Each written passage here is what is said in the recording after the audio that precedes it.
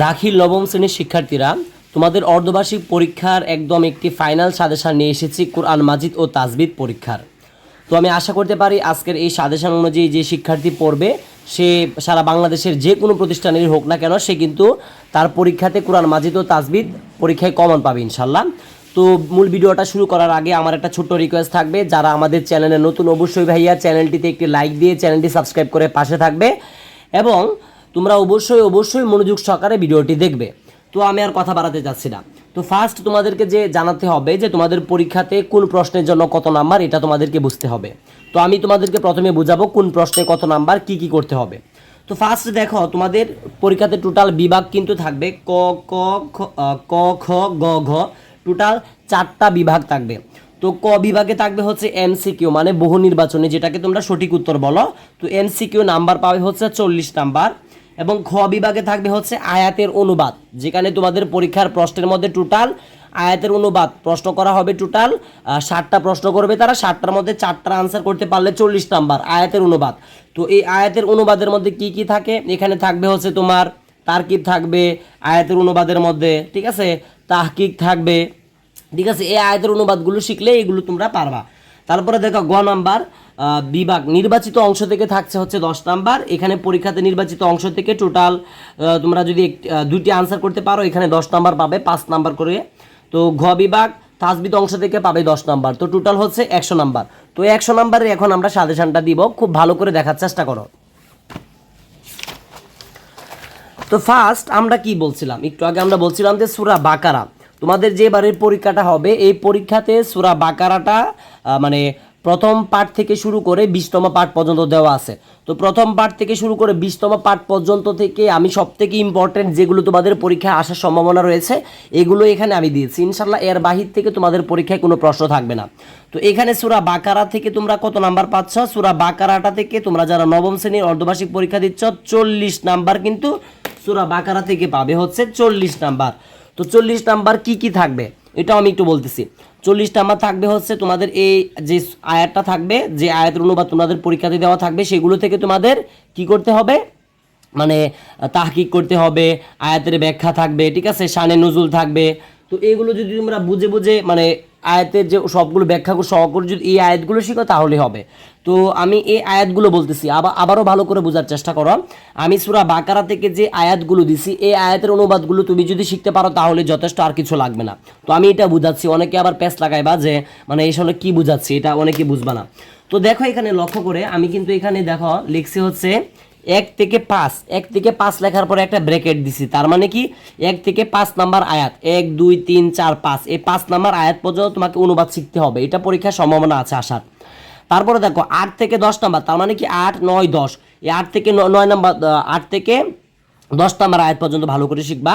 তারপরে 11 থেকে 13 নাম্বার আয়াত পর্যন্ত ভালো করে শিখবা অনুবাদ, সবগুলো কিন্তু অনুবাদ শিখতে বলতেছি।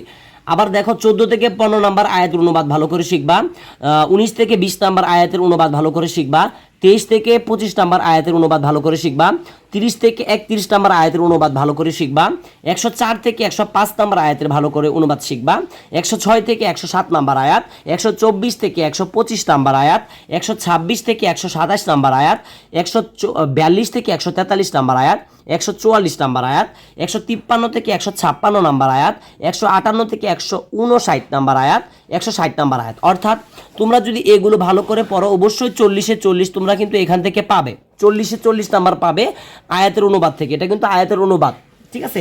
এখন বলবা তো শুধু আয়াত থেকে, এখানে তো তাহকিকও থাকে, ঠিক আছে, তারকিব থাকে। তো আমার কাছে একটা নমুনা প্রশ্ন তোমাদেরকে দেখায়, এটা যারা 2026 সালে যারা এই বছর দাখিল পরীক্ষা দিচ্ছে তাদের একটা প্রশ্ন। তো তোমাদের প্রশ্নের ধারাটা কিন্তু সেম এমন থাকবে, টোটাল এমন এমসিকিউ থাকবে হচ্ছে তোমাদের পরীক্ষাতে, টোটাল এমন এমসিকিউ থাকবে হচ্ছে তোমাদের 40টা, ঠিক যে এমন এমসিকিউ থাকবে যে এভাবে 40টা এমসিকিউ থাকবে আর কি, যে এভাবে টোটাল 40টা এমসিকিউ থাকবে।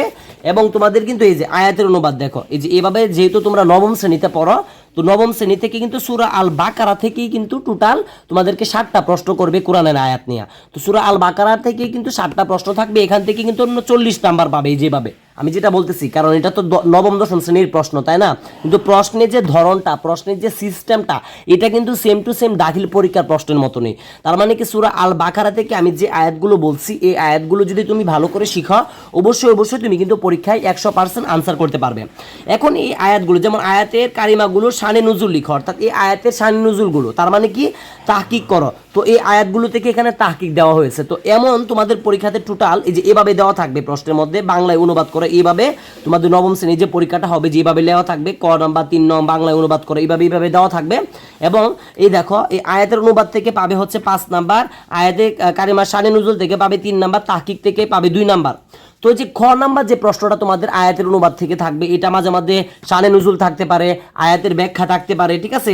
যেমন এখানে লেখছে সবর কাকে বলে, সবর কত প্রকার, ও কি কি। অর্থাৎ এই আয়াতগুলো থেকে তোমাকে বিস্তারিত এইগুলো থেকে যে কোনো বিষয় থাকতে পারে। তবে কথা হচ্ছে তুমি যদি এই আয়াতগুলো, আমি যেগুলো আয়াত তোমাদেরকে আজকে দিচ্ছি, এই আয়াতগুলো যদি ভালো করে শিখতে পারো, এই আয়াতের শানে নজুল বা এই আয়াতের ভালো করে সব কিছু বুঝতে পারো, তাহকিকগুলো এই আয়াতের গুরুত্বপূর্ণ যেগুলো বইয়ে দেওয়া আছে সেগুলো যদি কমপ্লিট করতে পারো, অবশ্যই তোমার 40 নাম্বার কিন্তু কমপ্লিট। এর থেকে একটা নাম্বারও তোমাকে কম দিতে পারবে না। আচ্ছা, তারপরে দেখো আমি দিয়েছি হচ্ছে নির্বাচিত বিষয়। নির্বাচিত বিষয় থেকে তোমাদের পরীক্ষাতে কিন্তু 10 নাম্বার থাকে। দেখো নির্বাচিত বিষয় থেকে তোমাদের পরীক্ষাতে মার্ক থাকে কিন্তু 10 নাম্বার। এই যে নির্বাচিত বিষয়, ঠিক আছে? নির্বাচিত বিষয় থেকে তোমাদের পরীক্ষাতে কিন্তু 10 নাম্বার থাকে। তো অনেকে বলবা যে এমসিকিউ দিচ্ছি না কেন?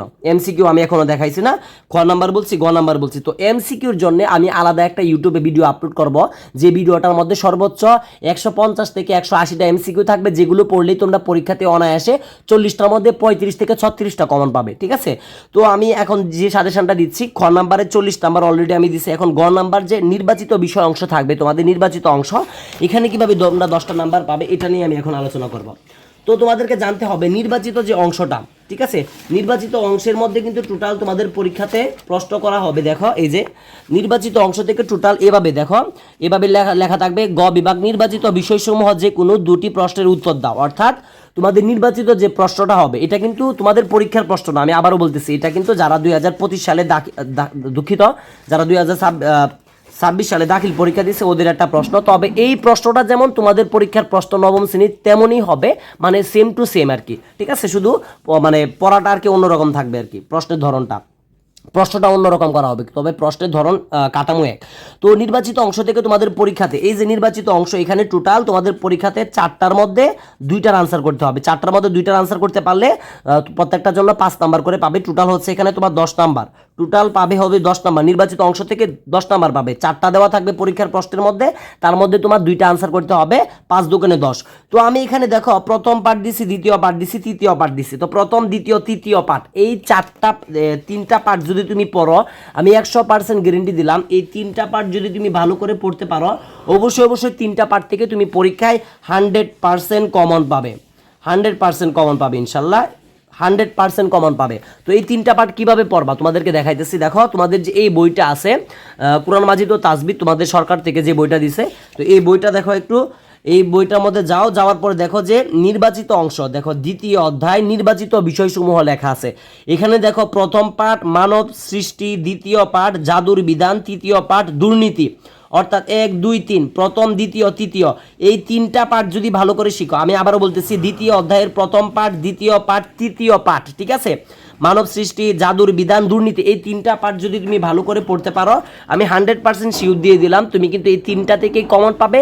আর এই 3টা থেকেই কিন্তু তুমি 10টা নাম্বার কমপ্লিট হচ্ছে, ঠিক আছে? তো আশা করি আমরা অলরেডি তোমাদের সাথে 100 নাম্বারের মধ্যে 40 এবং 10, 50 নাম্বার নিয়ে আলোচনা করছে। এখন দেখো যে তাসবিহ অংশটা আছে, মাত্র এই বিষয়গুলো দিচ্ছি, এই বিষয়গুলো যদি তুমি ভালো করে পড়ো, অবশ্যই ইনশাল্লাহ এগুলো থেকে কমন পাবে। তবে এগুলো দেওয়ার আগে আমি আর একটা কথা বলে রাখি, তোমাদের যে এবারে পরীক্ষাটা হবে নবম শ্রেণীর অর্ধবার্ষিক, এখানে কিন্তু টোটাল তোমাদের সিলেবাসের আলোকে দেওয়া আছে হচ্ছে, মানে তোমাদের সিলেবাসের আলোকে দেওয়া আছে এখানে কিন্তু তাসবিহ অংশ থেকে টোটাল 10 নাম্বার, ঠিক আছে? তো সিলেবাসের আলোকে তোমার দেওয়া আছে কি প্রথম থেকে ষষ্ঠ পর্যন্ত, তোমাদের পাঠ দেওয়া আছে তাসবিদের। তো আমি এইভাবে আর লিখিনি, তোমাদের সুবিধার্থে আমি করছি কি, দেখো এখানে টোটাল 5টা বিষয় দিছি। একটা দিছি মাখরাজ কাকে বলে, মাখরাজ কয়টি, যে কোনো 2টি মাখরাজ বিবরণ দাও। 2 লাহান কাকে বলে, লাহান কত প্রকার, ঠিক আছে, প্রকারসমূহ উদাহরণ সহ লিখো, তাজবিদের পরিচয় দাও, কুরআন তেলাওয়াতের পদ্ধতি, 7 কারির সংক্ষিপ্ত ইতিহাস। অর্থাৎ এই 5টা বিষয় যদি তুমি ভালো করে বিষয়, আমি 100% শিওর দিলাম তুমি বাংলাদেশের যে কোনো শিক্ষা প্রতিষ্ঠানের শিক্ষার্থী হও না কেন, তুমি অবশ্যই এই 5টা থেকে পরীক্ষাতে 2টা কমন পাবে। 2টার মধ্যে কি 5 দুগুণে 10, 2টা যদি তুমি কমন পাও তার মানে কি 10টা নাম্বার কিন্তু তোমার পরীক্ষাতে কমপ্লিট হয়ে যাচ্ছে। তো আশা করি তুমি বুঝতে পারতেছো, ঠিক আছে। তো এইগুলো কিন্তু সরাসরি আমি বই থেকে দিয়েছি, তোমরা খুব সহজে খুব ভালো করে পড়তে পারবে। এবং তোমরা আমাকে গত যে ভিডিওটি আমি করছি ওই ভিডিওতে তোমরা বলছিলা যে যে একটা প্রশ্নের নমুনা দেখানোর জন্য, তো তোমাদের প্রশ্নের একটা নমুনা দেখাচ্ছি, নমুনা তো নমুনাই, বুঝছো না। তো এই যে সেম টু সেম এটা দাখিল পরীক্ষার একটা প্রশ্ন, তো তোমাদেরটা শুধু লেখা থাকবে যে দাখিল নবম শ্রেণী, ঠিক আছে, দাখিল নবম শ্রেণী এভাবে লেখা থাকবে। তো এইভাবে অর্ধবার্ষিক পরীক্ষা 2026 লিখে সেম টু সেম এটার মতো লেখা থাকবে। এটা যে থাকবে এই লেখা কিন্তু থাকবে না, মানে এখানে আছে কুরআন মাজিদের কয়টি সূরা শুরুতে আল হরফুল মুকাত্তাআত রয়েছে 29টি। তো এইভাবে তোমাদের এটা আসতে পারে, কমনও পড়তে পারে। তবে কথা হচ্ছে তোমাকে আমি প্রশ্নের নমুনাটা দেখাচ্ছি, যেমন 1 থেকে এইভাবে সঠিক উত্তর দেওয়া থাকবে। এই যে দেখো ক বিভাগ, আমি যেটা বলছিলাম একটু আগে, দেখো এই যে দেখো এই দেখো ক বিভাগ যে এমসিকিউ, এই যে 40 নাম্বার দেখছো, এই যে 40 নাম্বার দেখতে পারতেছো, আমি একটু নিচে নামায় দিচ্ছি ক্যামেরাটাই, দেখো 40 নাম্বার, ঠিক আছে, এই যে 40। তো এইভাবে কিন্তু তোমাদের আবার এই যে আমি যেটা বলছি, এই দেখো আয়াতের অনুবাদ থেকে, দেখো এই যে আয়াতের অনুবাদ থেকে কত 40 নাম্বার, এই যে আমি একটু আগে যেটা বললাম আয়াতের অনুবাদ থেকে কিন্তু এই যে আয়াতের অনুবাদ থেকে হচ্ছে 40 নাম্বার, এই যে 40 নাম্বার। এবং দেখো তারপরে নির্বাচিত অংশ থেকে হচ্ছে তোমার কত, নির্বাচিত অংশ থেকে হচ্ছে তোমার 10 নাম্বার, তোমার 4টা দেওয়া থাকবে, 4টার মধ্যে 2টা আনসার করতে হবে, 5 দুগুণে 10 নাম্বার। এবং তাজবিদ অংশ থেকে থাকবে হচ্ছে 4টার মধ্যে 5 দুগুণে 10 নাম্বার। আমি যে কথাটা বললাম, অর্থাৎ আজকে তোমাদেরকে আমি যে সাজেশনটি দিয়েছি এই সাজেশনটি অনুযায়ী যদি তুমি পরীক্ষার প্রিপারেশনটা নিতে পারো, আমি 100% শিওর দিলাম তুমি বাংলাদেশের যে কোনো শিক্ষা প্রতিষ্ঠানের হও না কেন তুমি অবশ্যই কিন্তু পরীক্ষায় কমন পাবে। তো আমাকে অবশ্যই কমেন্টে জানাবে এরপরে তোমরা কোন সাবজেক্টের সাজেশনটা তাড়াতাড়ি চাচ্ছ, আমাকে কমেন্টে জানাবে, আমি সেই অনুযায়ী তোমাদের জন্য ভিডিও আপলোড করব। আর একটা কথা হচ্ছে তোমরা আমাদের চ্যানেলে যারা নতুন ছিল তুমি অবশ্যই আমার চ্যানেলটি সাবস্ক্রাইব করে পাশে থাকবে। কারণটা হচ্ছে তোমাদের জন্য প্রতিনিয়তই কষ্ট করে কিন্তু আমরা ভিডিওগুলো আপলোড করতেছি আমাদের ইউটিউব চ্যানেলে, ফেসবুক পেজে এবং টিকটকে।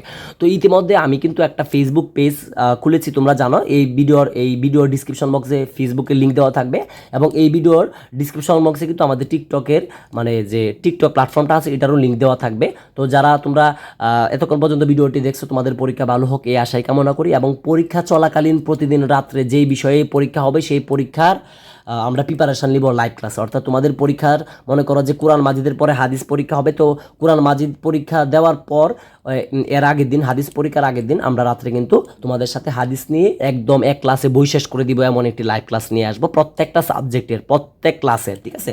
তো সে পর্যন্ত সকলে ভালো থাকবে, সুস্থ থাকবে। আসসালামু আলাইকুম ওয়া রাহমাতুল্লাহি ওয়া বারাকাতুহু।